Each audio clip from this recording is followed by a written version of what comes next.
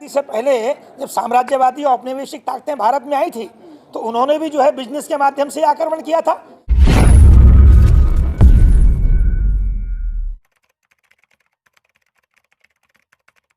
जनता को समझाना बहुत आसान है। आप देखिएगा कि आज़ादी से पहले जब साम्राज्यवादी और औपनिवेशिक ताकतें भारत में आई थी तो उन्होंने भी जो है बिजनेस के माध्यम से आक्रमण किया था। तो ये तो हमारा इतिहास में रेखांकित है। तो इसमें उन्होंने कोई ऐसी बात नहीं कही है। उन्होंने तो अपने अनुभव के आधार पर बहुत आपसे साफ बात कही है कि अगर जो है खुली जिस तरह से स्वच्छंद पूंजी को अगर भारत में आप जो है जिस तरह से थोपना चाहेंगे तो वो अटैक ही तो है, वो एक हमारे ऊपर आक्रमण है। किसान बिल ऐसे वापस हुआ, लाखों लोग उतर पड़े सड़कों पे जी, महीनों तक चलते रहा जी। ऐसा आप कुछ करेंगे जिससे लोग भी आपके समर्थन में उतर जाएं? लाखों मित्र, हम सभी साथी, हम सभी कर्मचारी नागरिक जो हैं लोकतांत्रिक मूल्यों में विश्वास करते हैं और लोकतांत्रिक तरीके से अपने आंदोलन को आगे बढ़ा रहे हैं। मैं सिर्फ आपको एक ही उदाहरण देना चाहूँगा कि अभी श्रीलंका में निजीकरण के सवाल पे एक छोटे से कस्बे में आंदोलन शुरू हुआ था और वो आंदोलन इतना बड़ा हुआ कि राष्ट्रपति महोदय को अपना घर छोड़ना पड़ा। तो आने वाले समय में ये आंदोलन, ये पूरा जो आंदोलन है ये कब विस्फोटक हो जाएगा अगर सरकार इस ओर संवेदनशीलता नहीं दिखाती है, ये आप अच्छी तरह समझते हैं। मोदी जी छोड़ के जाएंगे? नहीं, मोदी जी से हमारा व्यक्तिगत तौर पे कोई हमारा मोदी देश के मुखिया का कर्तव्य बनता है कि अगर कोई पॉलिसी ऐसी आ जाए, हाँ नहीं बदल दे, वो उसका पॉलिसी बनता है कि वो देश हित में काम करे। एफडीआई हमारे देश में जो बीमा है वो बहुत अच्छी तरह कवर कर रहा है। हर आदमी को हेल्थ सा हो, मोटर हो, किसी तरह का भी उससे सहयोग है। हमारे बैंक्स जो आपको पॉलिसी देते हैं सब हमारे पास इंश्योर्ड होता है। हमारे पास कहाँ कमी है? तो जब इतना सारा हम प्रॉफिट दे रहे हैं, इस बार हमारा जीआईसी ने खूब अच्छा प्रॉफिट दिया है, फिर भी हमें एफडीआई को लाने की जरूरत क्या थी?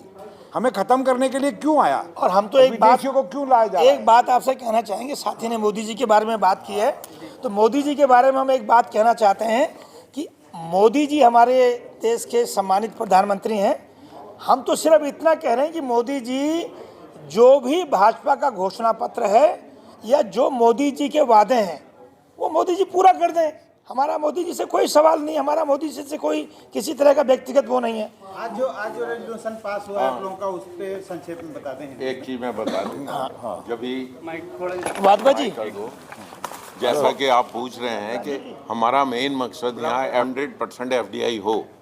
जब 74% ऑलरेडी एफडीआई है और फॉरेन जो हमारे क्या कहते हैं यहाँ पे डेलीगेट्स हैं या फॉरेन कंपनीज हैं वो आज 32% पे ही काम कर रही है, तो ये 100% के लिए आज गवर्नमेंट क्यों इतना जोर देना चाहती है?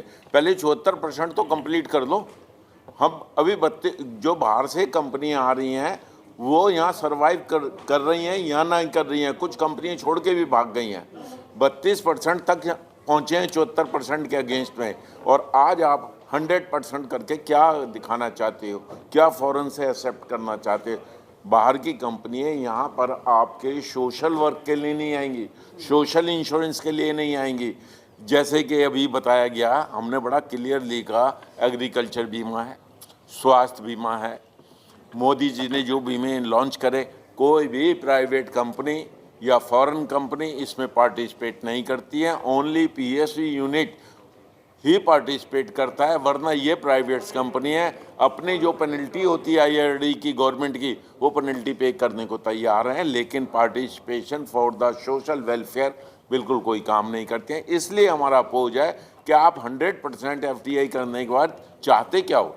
हम काम कर रहे हैं ना, प्रॉफिट दे रही है। पे क्यों ध्यान दिया जा रहा है सरकार? ये राजीव जी पहले भी जितनी गवर्नमेंट आई सभी ने, जब 20% आया, आपके पास 49% किया, 74% किया, 100% की बात कर रहे हैं, सभी गवर्नमेंट कर रही हैं, सभी चाहती हैं। ये केवल विदेशी दबाव में है कि विदेशी कंपनियां जो हैं वही लाना चाह रही हैं इसको, और विदेशी कंपनियों को 100% ला करके ये चाहते हैं कि जो यहाँ आज की डेट में अभी इंडियन कंपनीज के साथ वो मिल करके इन्वेस्ट करते हैं, उसमें कर सकते हैं। 100% हो गया तो इंडियन कंपनीज के लिए नहीं, वो इंडिविजुअली इंडिपेंडेंटली वो अपनी कंपनी लेके आएंगे और वो यहाँ से प्रॉफिट कमा के ले जाना, सिर्फ केवल उनका ये पर्पज है। ठीक है, वाजपेयी जी की जहाँ तक आपने बात की है मित्रों, मैं बहुत ईमानदारी से कहना चाहूँगा कि हम सभी श्रमिक संगठनों की और श्रमिक आंदोलन के दबाव की वजह से पिछले 35 सालों से हमने इसको रोके रखा है, इसकी रफ्तार को हमने धीमे रखा है और हम उम्मीद करते हैं कि आम जनमानस और आप सभी मित्रों के सहयोग से आगे भी संघर्ष करेंगे और इसको पीछे की ओर धकेलेंगे। संक्षेप में आज जो रेजोल्यूशन हुआ है उस पर कुछ बताओ। अपने संगठन के जितने भी संगठन हैं सभी लोग इसमें शामिल होंगे और एक तरफ दिखा करके इसमें लड़ाई लड़ेंगे, इसको रोकेंगे। और दूसरा हमारा जो है रेजोल्यूशन पास हुआ है वो इसलिए हुआ है कि हम डिमांड कर रहे हैं कि जितनी public sector general insurance companies हैं इनको मर्ज किया जाए और इनको मर्ज करके एक हमारा मोनोलिथिक कंपनी हो, ताकि हम लोग प्राइवेट कंपनियों के साथ मुकाबला कर सकें और हम लोग अपना जो हमारा इंटरनल कंपटीशन है वो ख़त्म हो। क्योंकि आज की डेट में हमारी 4 public sector general insurance companies हैं जो आपस में एक प्राइस वार रहता है उसमें, और हम इंटरनल कंपटीशन करते हैं, उससे हम ना करें और हम दूसरी प्राइवेट कंपनियों से लगें, उससे हम इस FDI को भी जीत सकते हैं। अगला स्टेप और एक निवेदन और करना चाहेंगे। जहाँ तक रिजोल्यूशन की साथी ने बात की है कि अभी तो ये आंदोलन जो है हम सभी कर्मचारी संगठन इसका विरोध करते हैं, लेकिन आवश्यकता पड़ेगी तो हम आम जनमानस के साथ भी संवाद स्थापित करेंगे और एक बड़ा जन समर्थन जो है इसके पक्ष में। इसमें एक रिजोल्यूशन और हमने इसमें लिया है कि 2018 में जब अरुण जेटली जी फाइनेंस मिनिस्टर थे तब वो प्रस्ताव लेकर के आए थे, यही NDA गवर्नमेंट प्रस्ताव लेकर के आई थी कि 3 कंपनियों को मर्ज कर दिया जाए। उस प्रस्ताव को क्यों नेगेट कर दिया गया, उसके आगे बढ़ाया जाए और ये कंपनियों को वो किया जाए। सर, मार्केट जो है इंडिया का बहुत बड़ा है। अगर मार्केट जिस हिसाब से मार्केट है, अगर ज़्यादा कंपनियां होती है तो कवरेज भी ज़्यादा होगी। अगर देखा जाए तो जन जन तक पहुंचने की जहाँ तक आप बात करें, प्राइवेट कंपनियों के किसी के भी ऑफिसेज आपके मेट्रो सिटी से बाहर नहीं है। जन जन तक पहुंचने के लिए केवल public sector general insurance companies हैं जो जन जन तक पहुंचती हैं। ये केवल पूंजीपतियों का बिजनेस करते हैं या आपके फाइनेंशियल सेक्टर का बिजनेस करते हैं, प्रॉफिटेबल। मित्र मैं आपके एक बात का जवाब देना चाहूँगा कि पिछले 3 साल के आंकड़े हैं कि टाइप 4, टाइप 5 और टाइप 6 सिटीज़ में प्राइवेट कंपनीज ने पिछले 30 सालों में मात्र 88 ऑफिस खोले हैं। उनके पिछले 5 सालों में मात्र 88 ऑफिस खोले हैं। और दुर्भाग्य इस बात का है कि पिछले 3 सालों में पब्लिक सेक्टर जनरल इंश्योरेंस में ये निजी कंपनियों द्वारा और DFS के कुछ चुनिंदा अधिकारियों द्वारा दबाव बना के हमारे 2000 ऑफिस बंद कर दिए गए, जो कि बहुत बेहतर तरीके से काम कर रहे थे।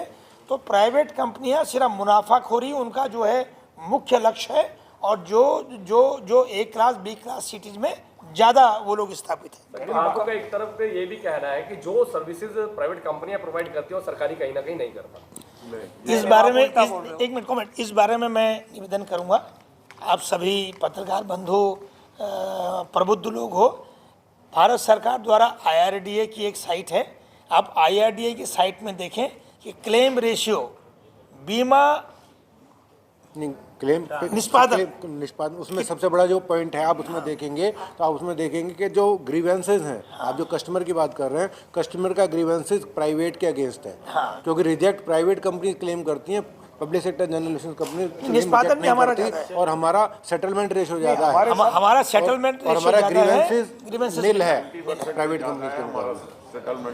ये IRDA की रिपोर्ट में है, IRDA की रिपोर्ट में है कि हमारा क्लेम रेशियो प्राइवेट कंपनी की अपेक्षा के कंपैरिजन में ज़्यादा अच्छा है। और साथ ही जैसे राजीव जी ने कहा कि हमारी ग्रीवेंसेस जो है प्राइवेट कंपनियों की अपेक्षा जो है बहुत नगण्य है। आपका मैक्सिमम जनमानस जो है ना गांव में रहता है, ये 50% नहीं कर पा रही हैं।